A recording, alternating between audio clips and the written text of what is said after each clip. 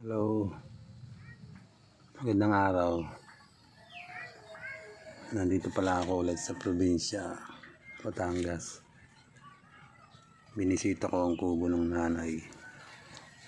Ito. Tingnan natin ang mga tanim.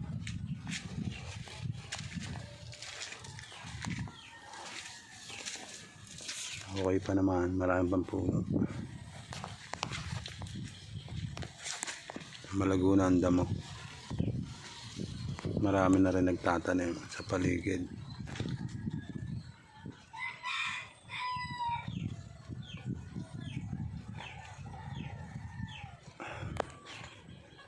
Okay pa dito, nakaka-relax. Magandang hangin. Maraming halaman. Hindi tulad sa syudad. Maingay. Puntahan pala natin ang garden namin. Marami ng tanim. Yan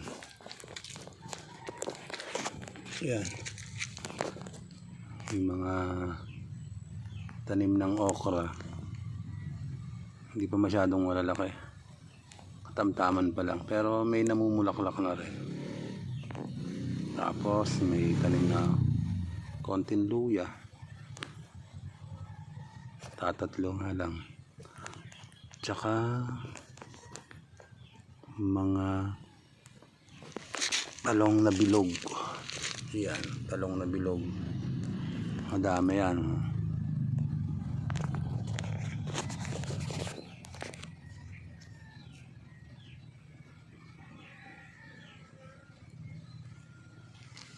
Taas ang mga tinanim kong malunggay. Marami na rin dahon. Yan, ginawa kong bakod. Okay. Tapos mayroon ding ang pala yung ligaw. Maganda to sa mga munggo. Tsaka pandiabetes. Ayan. May bulaklak na palang okra. May bunga na. Maliit pa lang. Nagtanim din kami ng patola. Kaso lang pangit pa. Maliit pa.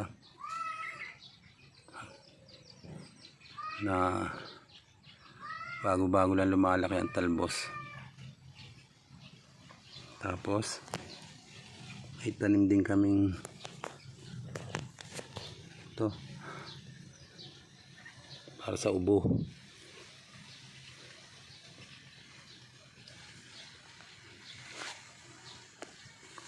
Ito parsley, balanoy, pampabango. Mabango to, dahon yan. Tapos nagtanim din kami ng tanlad. Kaso lang hindi ko masyado. Bago-bago lang yata to. Ito, maganda to. Mabango. Pwede halo sa mga munggo rin. Pampabango.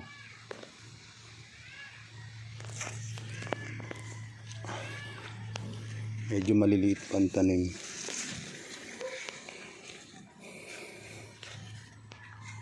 Ito, may malaki ng tanlad.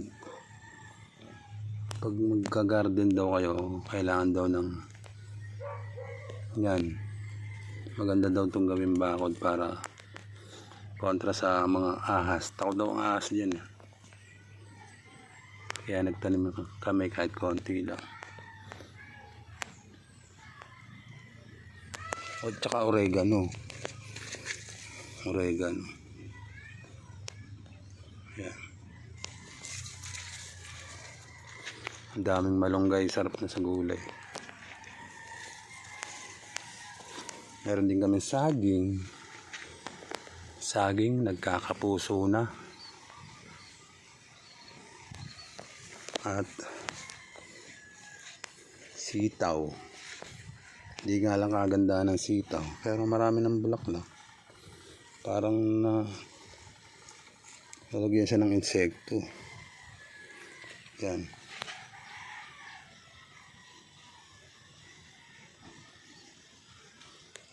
Ito may mga bunga na. Oh. Hindi nga lang kagandahan sila gawa ng maraming langgam. Tingnan nyo. Maitim ang dahon tapos may mga langgam siya. Kailangan ng sprayan yan. Pangit tuloy.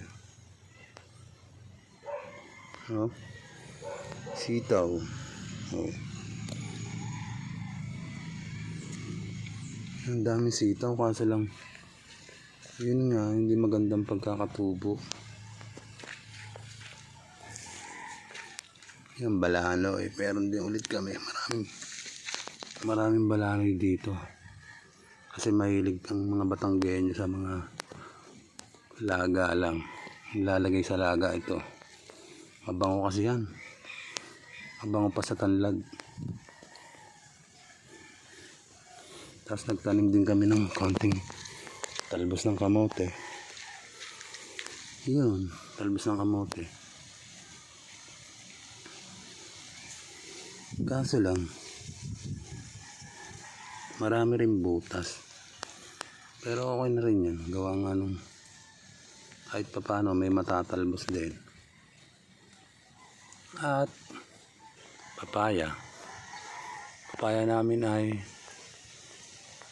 ayun, panggulay, pantinola. At meron pang ito, aswete.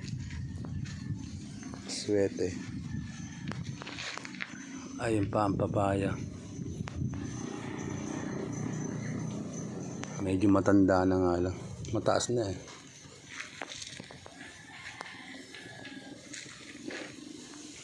Dito sa parting to, dito yung mga panggatong. Dami. Panggatong sinisibak. Ito sibakin na to. Pangsibak.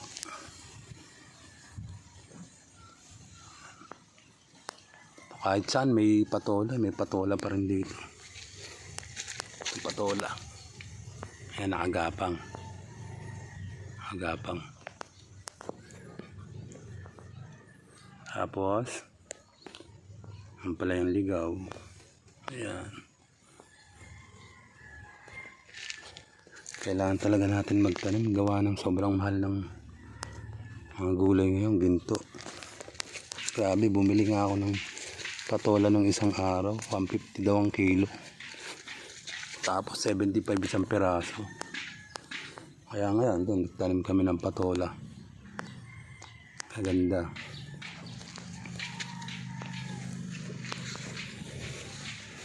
Ito mga talong. Medyo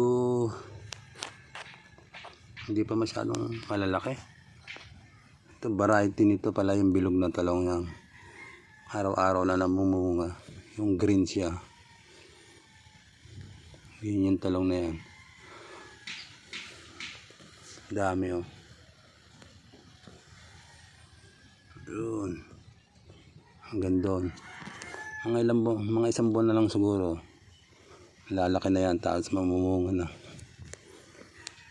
Masarap yan. Sasapaw lang yan sa sinaing. May ulam na. Diba?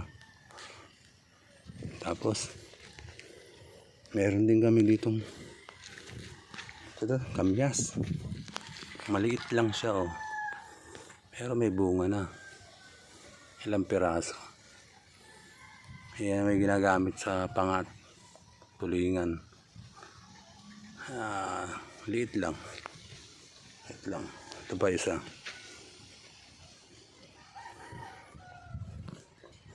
Konting panahon na lang. At makakatikim na ng masarap na gulay. Yo, tingnan nyo, ang ganda. Green na green. Nakaka-relax. Taas lakas pa ng hangin. Ayan, kulimlim ngayon. Oh, may itim ang langit eh. Pero hindi pa masyadong naulan dito. At mainit nga. Ngayon lang yata kumulimlim.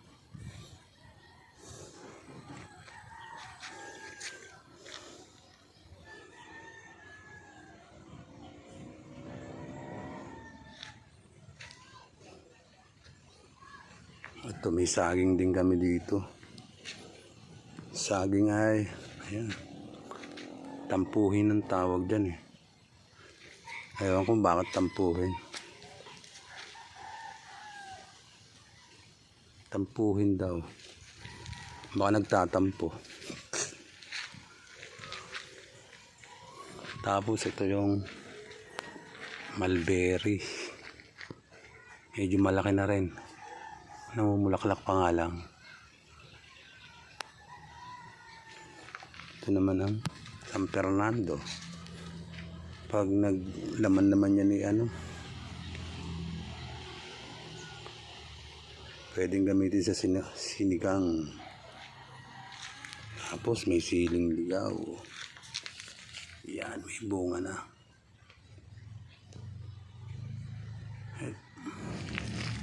Okay.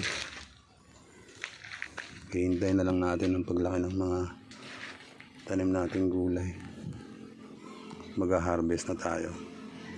Pagbalik natin ulit dito sa probinsya. Yan, nakaka-relax. Diba? Ganda. Tahimik lang, maraming ibon. Kasi ito palang kubo ng nanay. Wala siya ngayon, nasa Laguna.